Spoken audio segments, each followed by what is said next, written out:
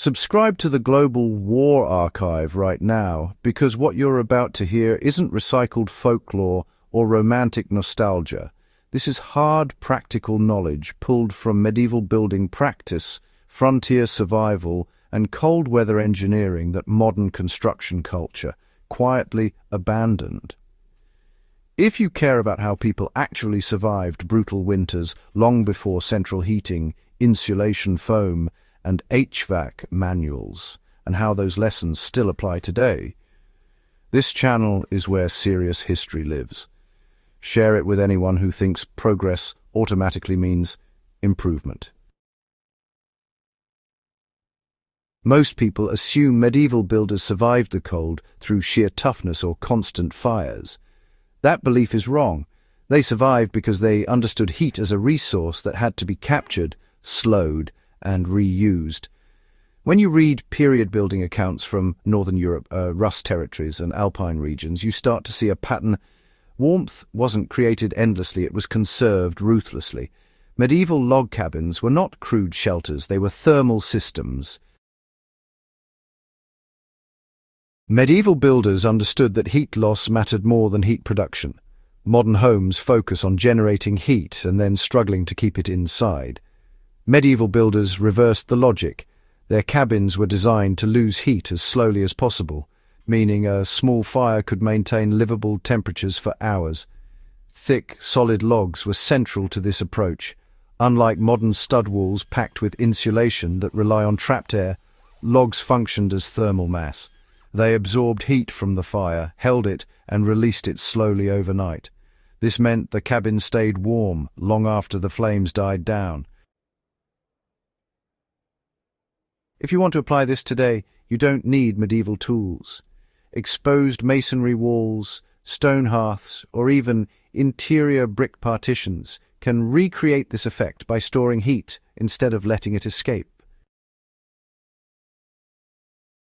They built smaller spaces because volume was the enemy of warmth. Medieval cabins were compact for a reason. A smaller interior meant less air to heat and, fewer surfaces bleeding warmth into the outside world. Ceilings were low, rooms were narrow, and sleeping lofts were placed above living areas where heat naturally rose. Modern open-plan homes look impressive, but they are, honestly, thermal disasters in cold climates. If you want medieval efficiency in a modern structure, close off unused rooms during winter, lower ceiling heights where possible, and concentrate living activity into fewer spaces. Heat behaves predictably. Medieval builders respected that reality instead of fighting it. Fireplaces were positioned for heat circulation, not decoration. Medieval hearths were rarely shoved against an exterior wall for symmetry. They were placed centrally, so heat radiated evenly through the structure. Some designs routed smoke through stone channels before venting it outside, warming the walls in the process. This early form of radiant heating actually predated modern masonry stoves by centuries. Applying this today means, rethinking how fireplaces and stoves are used. A centrally placed wood stove connected to a masonry wall will outperform a decorative fireplace every time, especially during power outages or fuel shortages. They sealed air leaks long before modern weatherproofing existed. One of the biggest myths is that medieval cabins were drafty. In reality, builders packed gaps between logs with moss, clay, wool, and animal hair. This process, known historically as chinking, created airtight seals that modern homes often lack due to rushed construction. Air leakage, not poor insulation, is the main reason many modern houses feel cold. The medieval lesson here is direct, seal everything. Doors, windows, joints and corners matter more than adding another layer of insulation. A single uncontrolled draft can undo an entire heating system. Roof design was honestly a key part of the heating strategy. Medieval roofs were steep, thick and heavily layered. You see, snow buildup wasn't actually a flaw. It was insulation. A snow-covered roof dramatically reduced heat loss, which is a bit ironic considering modern homeowners often fight by removing it. Beneath that snow sat layers of wood, thatch, sod, or shingles that trapped warmth. Today, green roofs and heavy insulation systems, well, they really echo this forgotten logic.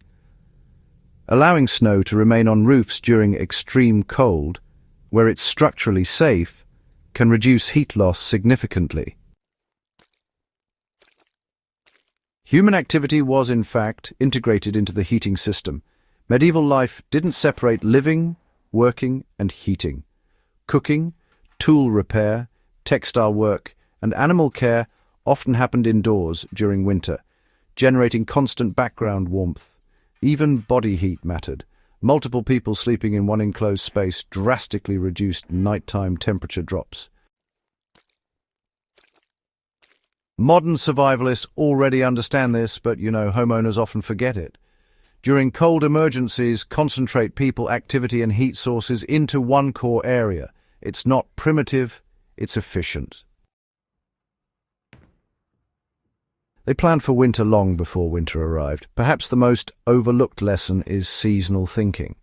Medieval builders oriented cabins to maximize winter sun exposure while minimizing wind impact. South-facing entrances, windbreaks of trees, and earth berms were deliberate choices. You can still apply this today by planting wind barriers, using exterior walls as thermal buffers, and orienting living spaces towards sunlight. Passive solar heating isn't modern, it's ancient. Medieval log cabin heating wasn't accidental or crude. It was the result of generations refining what worked in lethal climates where mistakes meant death. Modern homes freeze not because technology failed, but because knowledge was forgotten in favor of convenience and aesthetics.